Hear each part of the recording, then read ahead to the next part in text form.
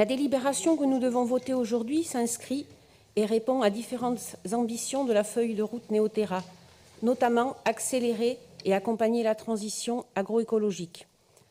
L'utilisation de mécanismes naturels permettant la sortie des pesticides de synthèse d'ici 2030 nous paraît être une bonne initiative face à la nécessité de préserver la biodiversité et la qualité des sols. En effet, parmi les axes forts de la nécessaire transition écologique, la question agricole dans toutes ses dimensions apparaît comme une priorité. Notre région, première région agricole de France, se doit de s'engager vers une nouvelle manière de produire. Nourrir la population tout en préservant la nature et les écosystèmes est une urgence sociale et écologique. Pour réussir ce défi, il est indispensable de sortir des logiques libérales de concurrence libre et non faussée. Le capitalisme, mondialisé et financiarisé, et son mode de production provoquent des dégâts humains et environnementaux considérables. Pertes dramatiques de biodiversité, pollutions diverses, scandales alimentaires, épuisement des sols du fait de méthodes agricoles productivistes, ainsi que leurs incidences sur la santé humaine. La recherche du profit maximal, du toujours plus rapidement, qui constitue le credo des marchés, n'est pas étrangère aux problématiques sanitaires telles que l'épidémie de grippe aviaire que nous rencontrons aujourd'hui.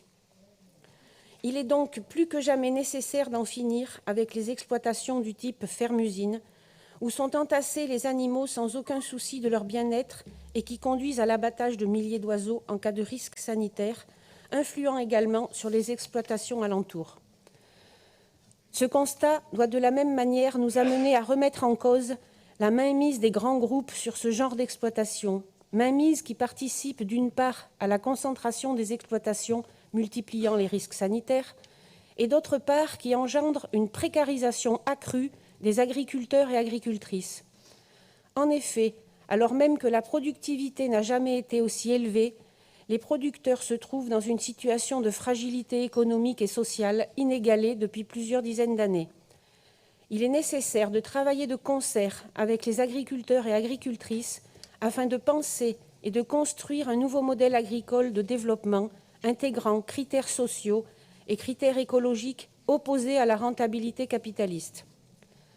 Face à cette situation, la région doit effectivement se donner tous les outils afin de permettre la réorientation profonde de notre agriculture, tant d'un point de vue écologique que d'un point de vue de la rémunération de nos agriculteurs et agricultrices.